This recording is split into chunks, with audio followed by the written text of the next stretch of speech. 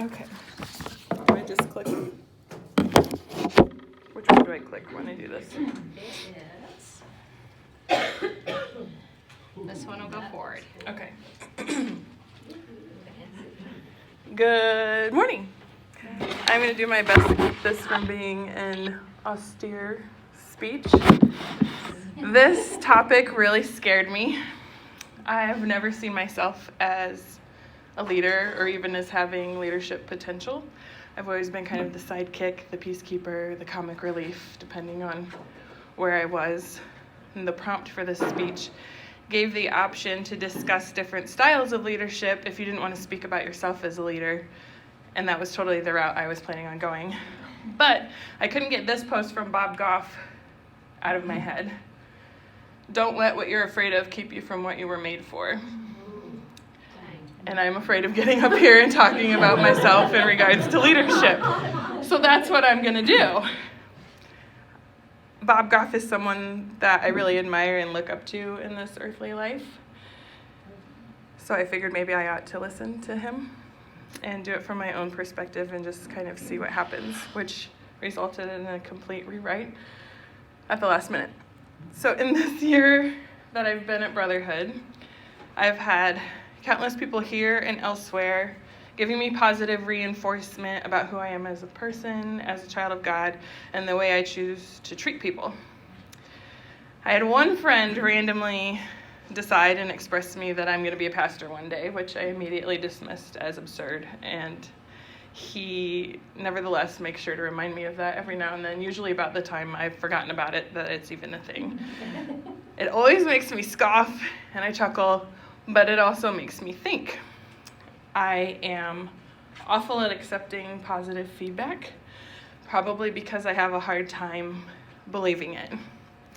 I've spent so much time allowing Satan to decide who I was as a person, to keep me in this headspace of you have nothing to contribute. People who believe in you are misguided. Yes, God loves you, but it's only because he's supposed to, and you certainly don't make it easy. I never would have guessed that it would be a speech about styles of leadership that would create a bigger crack in that wall than anything has up until this point. I am not very good at accepting encouragement or kindness, but I am a boss at dishing it out. I have found myself in recent years living by sort of give what you need type of philosophy. If you need a smile, smile at someone. If you need to hear that everything is going to be okay, find someone else who needs to hear it and tell them it's going to be okay, because it is. I find them, I see them, I do what I can to speak life into them, because that's what I feel like I need. It took me a while, but eventually I decided to buck up and do the leadership assessment that you do when you do this speech with Toastmasters. They provide it, you answer a number of questions, kind of like insights if you've done that here, and then based off of your responses, it ranks the different styles of leadership according to those responses. So my top scoring leadership style was coaching. When I first heard that word, this is what came to mind. Yelling, cheering, advocating, fit throwing, all for the greater good. I literally Googled pictures of coaches coaching to get these. And after I pulled these, I was struck by another one. Well, that too. Go, go, go. The yelling. Oh, I forgot I made it fancy. There you go. Okay. This is the one I was struck by. This is also coaching. It looks encouraging. It looks supportive. It looks motivating. A coaching style leader helps create a positive environment and promotes high morale. They use positive statements when they communicate while still challenging the individual. They thrive with a one-on-one mentoring dynamic. Everything I read while researching more about this style, which is all right here, pages and pages and pages, everything that I read felt like maybe it did apply. And it made me step back and go, what? This might be relevant. This is a coaching style, and I feel like it might be me. this is a style of leadership. Leadership. Me. I have this book by Clay Scroggins. It's How to Lead When You're Not in Charge. It's about leveraging influence when you lack authority.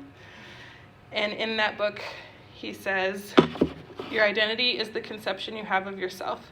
It is those core beliefs about yourself that you tell yourself all day long.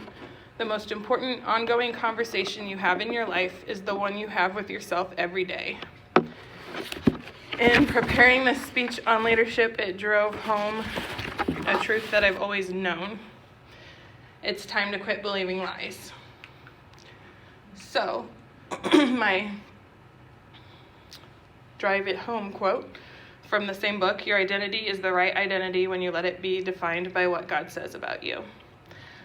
God says I am capable of being a leader. He says that he made me uniquely. He made me to lead by encouraging and supporting others in a way only I can, a way a lot of people don't. Not because I'm supposed to use it to hide behind, to take the attention off of myself, but because I'm worthy of that same encouragement and support, because I hope and care deeply that others see themselves the way I should be seeing myself, the way that God sees me, the way that he created me, the way that he created you. And every chapter in my story has been shaping me to do just that. And that was all that I had. So thank you.